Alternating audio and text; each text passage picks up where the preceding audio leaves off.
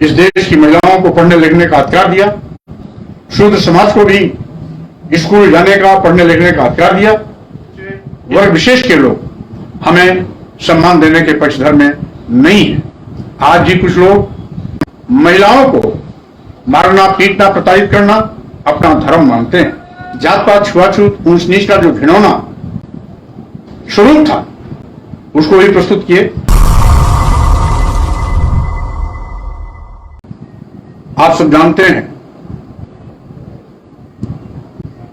कि ज्योतिबा फुले जी वर्तमान भारत के सामाजिक क्रांति के अग्रदूत रहे हैं। देश में जात पात, छुआछूत, ऊंच नीच का भेदभाव चरम पर था। यहां तक कि तत्कालीन वर्ण व्यवस्था में शूद्र कहे जाने वाले लोग जानवर से बदतर जिंदगी जीने के लिए मजबूर थे। उनके साथ हैवानियत का व्यवहार किया जाता था। भूखे, नंगे, फटे हाल रहने के लिए मजबूर थे। यहां तक कि धन, धरती, शिक्षा, सम्मान से इन्हें वंचित किया गया था। नारी शूद्रो नधीयता, उस परिवेश में देश की समस्त स्त्रियों और समूचे शूद्र समाज को पढ़ने लिखने का अधिकार नहीं था। वो दौर ऐसा काला दिन का दौर था जब शूद्र समाज के लोगों को अपने गले में घंटी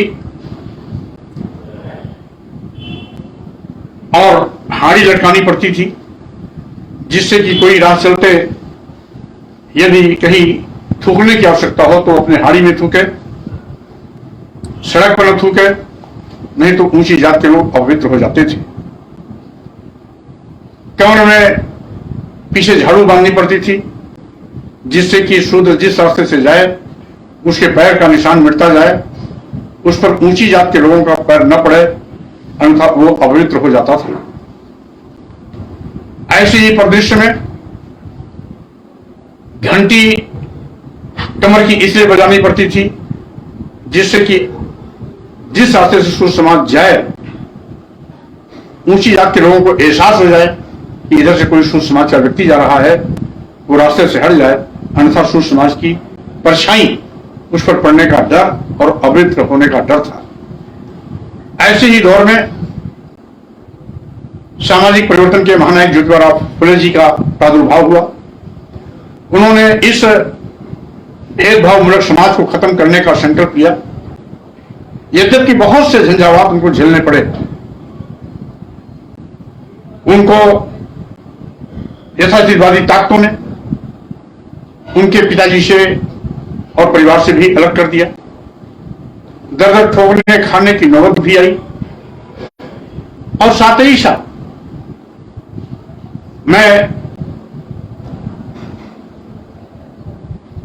सावित्रीबाई फुले जी, जो उनके संकट के दौर में परछाई की तरह रात दिन लगी रहती थी, उनको भी नमन करता हूं, क्योंकि ज्योतिबा फुले जी के संघर्ष में वो कहीं ना कहीं एक सदैव शक्ति प्रदान करने के रूप में, ताकत के रूप में खड़ी रहती थी। ज्योतिबा फुले जी ने यद्यपि उस समय मिडिल तक की पढ़ाई की,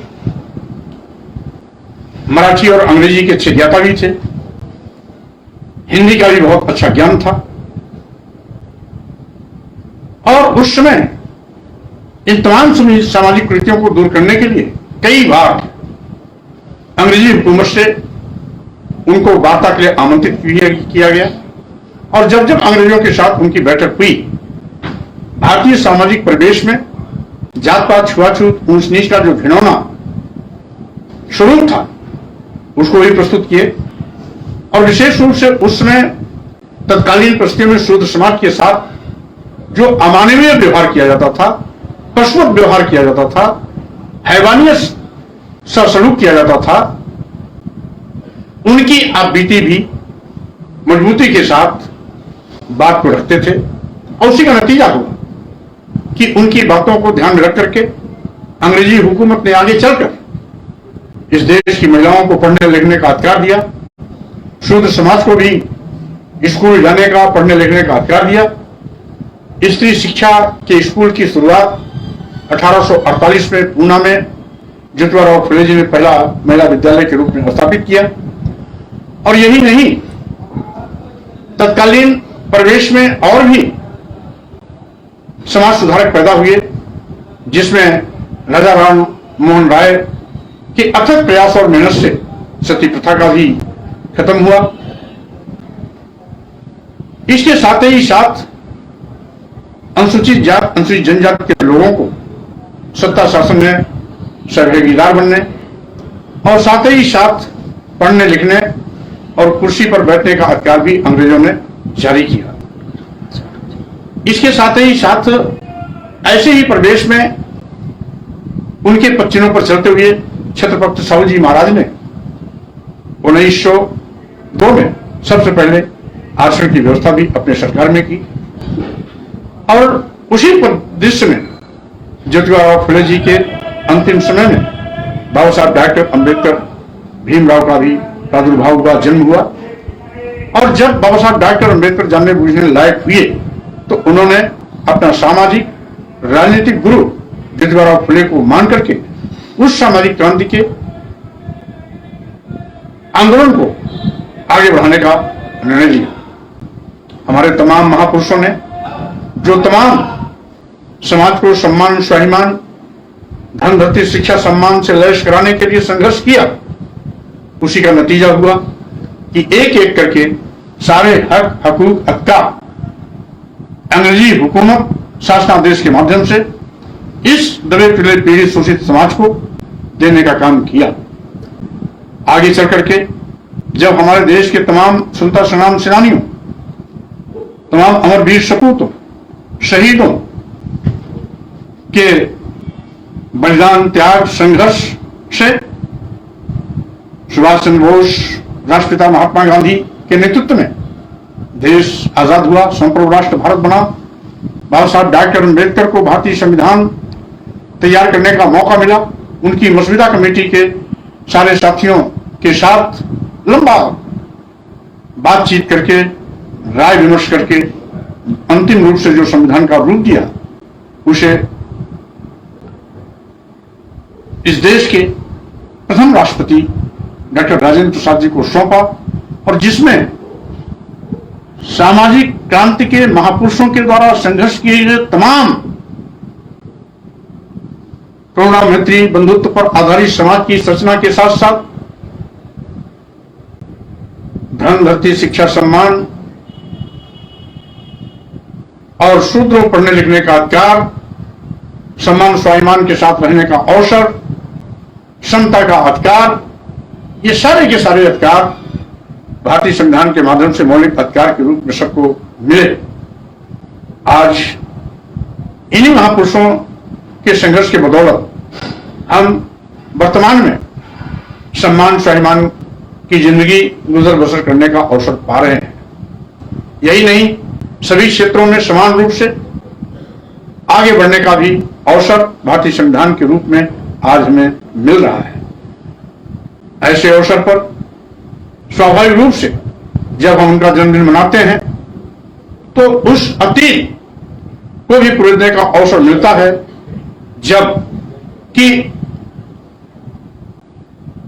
जबकि हम अपने उन बुरे दिनों को याद करते हैं, रोंगटे खड़े हो जाते हैं कि हम इंसान जरूर थे, लेकिन इंसान के रूप में जीने का हक नहीं था। जिस उस समय तालाबों में, नदियों में जानवर पानी पी सकते थे, सुअर, गधे, घोड़े, बकरी, गाय, भैंस, चिड़िया यानी कबूतर, उल्लू, गीज, कड़वे, चील आदि सब पानी पी सकते थे। लेकिन अगर शूद्र समाज में पैदा हुआ कोई व्यक्ति है, इंसान है, तो वो पानी नहीं पी सकता था। इसके लिए भी हमारे महापुरुषों ने बहुत से आंदोलन किए। बाबा साहब डॉक्टर अम्बेडकर उन्हीं फुले जी के आंदोलन को आगे बढ़ाते हुए ऐसे भी अवसर कि लोगों को पानी पीने के लिए भी आंदोलन करने पड़े, महार आंदोलन इसका एक जीता जागता नमूना है। तो स्वाभाविक रूप से जब आज हम अपने महापुरुषों का जन्मदिन मना रहे हैं, तो स्वाभाविक रूप से हमें केवल पुष्पांजलि करके, फूल चढ़ा करके, श्रद्धा सुमन अर्पित करके ही इसकी इतिश्री नहीं होनी चाहिए, बल्कि उनके संघर्षों को भी स्मरण कर उससे हमें पाठ सीखकर आगे आने वाले समय में जो आज सामाजिक प्रीतियां हैं, भेदभाव है, आज संप्रभु राष्ट्र भारत बनने के बाद अपना संविधान होने के बावजूद भी जब जातवादी ताकतें हमें हीन भावना से देखती हैं, हमें आज भी नीच और अधम कहने का दुस्साहस करती हैं, यहां तक कि आज भी हम कितने भी पढ़े लिखे क्यों न हो, विद्वान हो, विद्वानों में भी विद्वान, अति विद्वान हो, पारंगत हो, फिर भी आज भी कुछ ऐसे वर्ग विशेष के लोग हमें सम्मान देने के पक्षधर में नहीं है।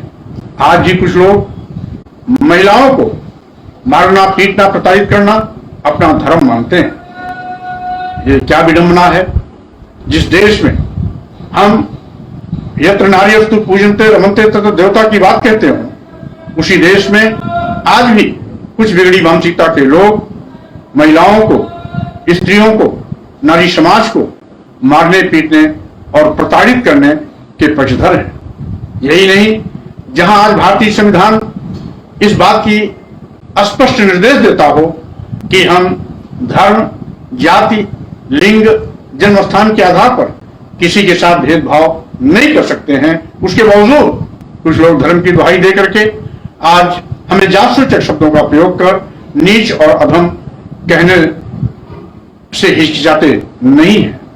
आज भी इस देश के अनुसूचित जात, अनुसूचित जनजात और पिछड़े वर्गों को शूद्र कह करके अपमानित करने में वो बहुत ही अपने को गौरवान्वित समझते हैं। स्वाभाविक रूप से यदि संविधान लागू होने के बाद भी इस प्रकार के जात पात, छुआछूत, ऊंच नीच, भेदभाव का कैंसर अभी भी समाज और देश में व्याप्त है, तो स्वाभाविक रूप से हम सबको सामूहिक रूप से मिलकर के इस जात पात, छुआछूत, ऊंच नीच, भेदभाव रूपी कैंसर को जड़ से उखाड़ फेंकने के लिए सामाजिक क्रांति के उस आंदोलन को, जिसको कभी हमारे सामाजिक महापुरुषों ने, ज्योतिबा फुले, छत्रपति साहू जी महाराज, बाबा साहब डॉक्टर अम्बेडकर, सावित्रीबाई फुले, पेरियार रामास्वामी नायकर, नारायण गुरु, संत गाड़गे, मानवर कांशीराम जी, आज महापुरुषों ने उसको आगे बढ़ाया, सम्मान स्वाभिमान का बिगुल बजाया, सबको बराबर का दर्जा दिलाने का लगातार प्रयास किया, मुख्य धारा में खड़ा होने का अवसर प्रदान करने के लिए लंबा संघर्ष किया। और यही नहीं, आज के इस परिवेश में अभी भी आवश्यकता है इन महापुरुषों के उन कार्यों को जिससे हमें सम्मान स्वाभिमान का रास्ता प्रशस्त होता है।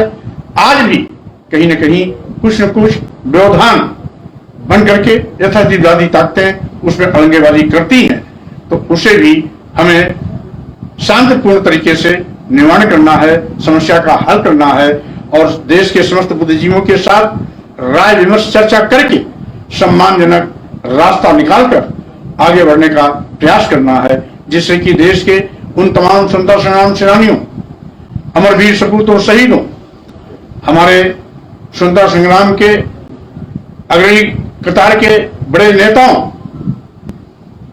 महात्मा गांधी, सुभाष चंद्र बोस, सरदार वल्लभ भाई पटेल, डॉक्टर राजेंद्र प्रसाद, बाबा साहब डॉक्टर भीमराव अंबेडकर, जैसे महापुरुषों का एक स्वप्न था कि हमारा भारत स्वतंत्र होगा, अपना संविधान होगा, एक कानून होगा, एक निशान होगा और हम सभी संप्रभु राष्ट्र भारत के नागरिक होंगे, जो समान रूप से सब मिल करके एक साथ चलकर, एक साथ मिलकर, एक होकर इस देश को सशक्त बनाएंगे और साथ ही साथ प्रगतिशील समाज बना करके देश का नाम दुनिया में रोशन करने का काम करेंगे। जो हमारे देश में पहले से एक व्यवस्था रही है कि हमारा देश विश्व धर्म गुरु कहलाता था। इसी देश से तथागत गौतम बुद्ध ने पूरे विश्व को मानवता का संदेश दिया था। वसुधैव कुटुंबकम का संदेश इसी भारत भूमि से गया था। मानव मानव एक समान की विचारधारा इसी भारत भूमि से गई थी और ये जो विश्व धर्म गुरु के रूप में भारत की पहचान थी वो आगे भी यथावत बनी रहे। आगे भी यथावत विश्व धर्म गुरु के रूप में भारत पूरे विश्व को का मार्गदर्शन करता रहे। इन अपेक्षाओं के साथ हम पुनः आप सभी देशवासियों को फुले जी की जयंती के अवसर पर बहुत बधाई शुभकामना देता हूं और अपेक्षा करता हूं आज आप सभी लोग अपने अपने घरों पर दीपक जला करके अपने महापुरुषों की जयंती को धूमधाम से मनाने का काम करेंगे।